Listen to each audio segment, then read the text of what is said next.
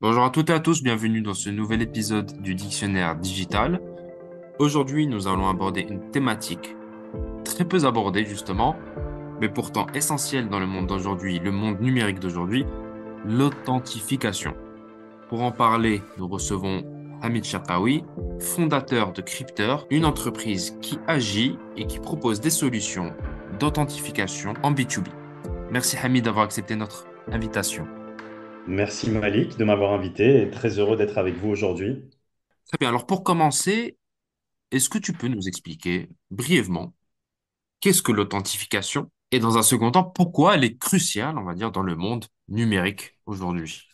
Alors aujourd'hui, je pense que dans tous les foyers, un peu partout dans le monde, il y a Internet qui fait partie de nos vies. Et donc, on va surfer sur Internet, on va aller on va utiliser des navigateurs, par exemple comme Chrome, comme Mozilla, Safari, etc. Et sur ces navigateurs, on va surfer sur Internet. Et en surfant sur Internet, on va parfois être amené à créer des comptes sur des sites web. Donc, les sites web, c'est les sites, par exemple, d'information sur lesquels tu peux aller. Ça peut être les sites e-commerce sur lesquels tu veux acheter des affaires, etc. Et pour accéder à ces sites, tu dois te créer un compte. En général, pour te créer un compte, tu vas utiliser ton email. Donc, c'est ton adresse email. Ça peut être ton adresse Gmail, ton adresse Outlook, ton adresse email professionnelle. Et pour accéder à ce compte-là, tu vas devoir créer un mot de passe. Et donc, c'est ça l'authentification. C'est qu'à un certain moment, pour accéder à un site, tu vas devoir t'authentifier. Par exemple, à la première connexion sur laquelle je vais aller sur un site e-commerce, par exemple, je veux créer un compte sur ce site e-commerce parce que j'ai l'intention d'acheter quelque chose. Donc, je vais mettre mon mail et je vais devoir créer un password, un mot de passe. Et grâce à ça, je vais pouvoir accéder à un espace sécurisé qui m'est dédié à moi sur ce site e-commerce. Et dans cet espace-là, il y aura des informations qui vont me concerner. Mon nom, mon prénom, ma date de naissance, ce que j'ai envie d'acheter, etc. Et c'est pour ça qu'on doit s'authentifier, parce que quand tu vas sur Internet, il faut que tu puisses accéder à ton espace de façon sécurisée et que personne d'autre ne puisse y accéder. Donc c'est pour ça qu'il faut mettre un mot de passe dans un premier temps, un mot de passe qui soit compliqué, que personne ne peut trouver à ta place en le devinant, etc. Et ça permet de sécuriser l'accès à ce compte-là en ligne. Et si j'ai envie de revenir dans 6 mois sur ce même site e-commerce pour réacheter quelque chose, eh ben, je vais mettre mon adresse email et je vais rentrer mon mot de passe pour y accéder. Les gens, la plupart du temps, connaissent le mot de passe, qui est le principal outil qui est utilisé pour accéder en ligne, mais il y a d'autres façons d'accéder à un site que le mot de passe. Ça, on pourra en parler. Donc, m'authentifier en ligne, c'est pouvoir accéder à mon compte de façon sécurisée avec un identifiant et un code d'accès qui peut être un mot de passe, qui peut être un code par SMS. Eh bien, alors, tu en as parlé brièvement, mais il y a aussi plusieurs types d'authentification. Bien sûr, on a commencé et on utilise toujours les mots de passe traditionnels aujourd'hui, mais est-ce qu'il y a d'autres façons de s'authentifier, des nouvelles méthodes qui sont peut-être plus safe ou des méthodes qui ont plus d'avantages? Et est-ce que aussi tu peux nous parler, bien sûr, des désavantages de ces différentes méthodes d'authentification? Bah écoute, oui, il y a plusieurs façons de s'authentifier en ligne, hein. On n'est pas obligé, ça dépend le site internet. En fait, on n'est pas obligé de tout le temps d'utiliser le mot de passe. Mais les sites internet vont vous proposer différentes façons de vous authentifier. Donc, il peut y avoir le mot de passe, il peut y avoir la connexion avec ce qu'on appelle le social login. C'est me connecter avec mes identifiants Gmail, mes identifiants Facebook, mes identifiants Instagram. Donc là, tu vas te connecter. Le site web ne va pas te demander de mot de passe, mais va demander l'autorisation à ton Instagram d'utiliser tes identifiants pour accéder. Il y a toujours le mot de passe d'Instagram qui est utilisé, mais il n'y a pas de mot de passe qui va être créé sur ce site web-là. Ensuite, on a l'authentification par SMS, donc ça peut être un code que tu peux recevoir sur ton smartphone. Et tu as l'authentification avec ce qu'on appelle les authenticators, comme Google Authenticator, comme FreeOTP. Et donc là, c'est des applications mobiles sur lesquelles tu vas recevoir un numéro et tu vas devoir rentrer ce numéro-là sur le site pour pouvoir y accéder. Et ensuite, il y a l'inscription sans mot de passe avec un Magic Link. Là, c'est une authentification qui est assez sympa et assez simple.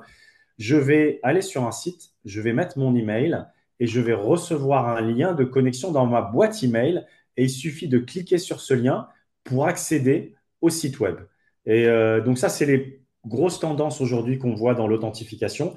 Il y a ce qu'on appelle aussi les passkeys qui arrivent. Alors, les passkeys, ça a l'air d'un mot un peu technique, mais ça permet de faire de l'authentification sans mot de passe.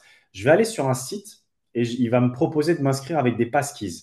Moi, ce que je vais faire, c'est que sur mon ordinateur, je vais devoir enregistrer une clé privée qui sera uniquement sur mon ordinateur. Et quand je vais revenir la prochaine fois, le site va demander d'accéder à cette clé privée pour me permettre de m'authentifier. Et donc, ça, un internaute va s'authentifier en fonction des moyens que va proposer un site web. Par exemple, si un site e-commerce ne propose que du login password, bah, tu pourras ne t'authentifier qu'avec du login et des mots de passe. Si un site internet propose du login mot de passe, du social login et du magic link, par exemple inscription avec un lien sans mot de passe, là, c'est à toi de choisir. C'est à toi d'estimer ce qui est le plus confortable pour toi. Donc, c'est toujours le site internet qui va proposer différents moyens d'authentification à l'internaute. Alors, il faut savoir qu'aujourd'hui, ce qui est le plus utilisé et ce qui reste le plus utilisé, c'est le mot de passe. C'est vraiment partout. Sauf que ce n'est vraiment pas le moyen le plus sécurisé. Il faut savoir qu'aujourd'hui, quelqu'un qui va sur Internet, il va utiliser durant sa vie en moyenne entre 100 et 300 comptes sur Internet. Ça peut être sur des sites e-commerce, ça peut être sur des sites administratifs pour refaire sa carte d'identité, ça peut être sur plein d'endroits différents. Et en général, il y a 60% des internautes qui vont utiliser le même mot de passe pour leur compte en ligne. Donc, c'est très dangereux parce que si on te vole une fois ton mot de passe, on est en capacité d'aller sur tous les autres sites pour aller chercher, pour aller accéder en fait à ton mot de passe. Donc, pour les internautes, il faut à chaque fois changer de mot de passe.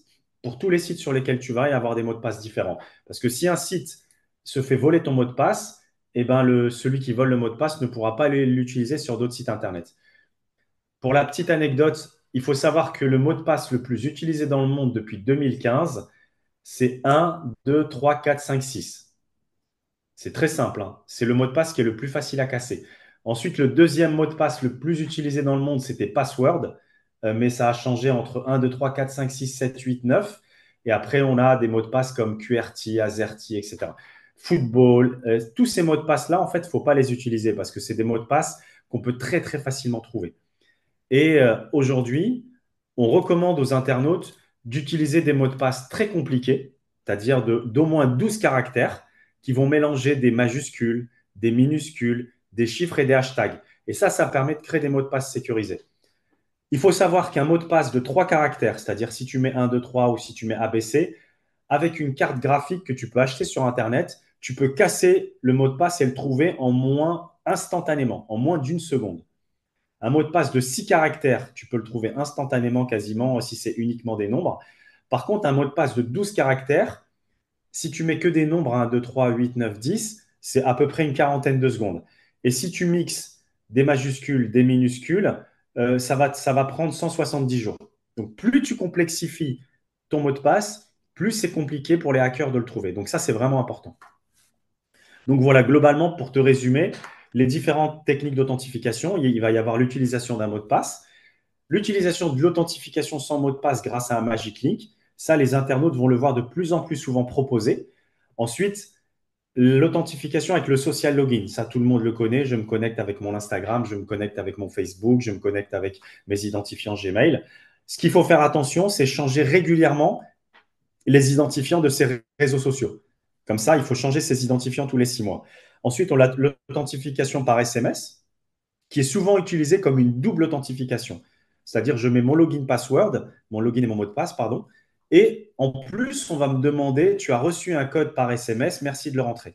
Et ensuite, on a les applications d'authentification comme le Google Authenticator, Microsoft Authenticator. C'est une application que tu vas télécharger et tu vas rentrer tes identifiants Google, par exemple, pour Google Authenticator. Et certains sites vont te proposer de t'authentifier avec l'application Google Authenticator. Et c'est toujours au choix de l'internaute. C'est à toi de choisir ce qui te convient le mieux et ce qui est le plus sécurisé. Merci beaucoup, Hamid, pour tous tes éclairages. Bah, écoute, merci. Ça a été un plaisir d'être avec vous aujourd'hui et je souhaite à tous les internautes qui vous écoutent de surfer en toute sécurité sur Internet. Merci à toutes et à tous d'avoir suivi ce nouvel épisode du Dictionnaire digital. À bientôt.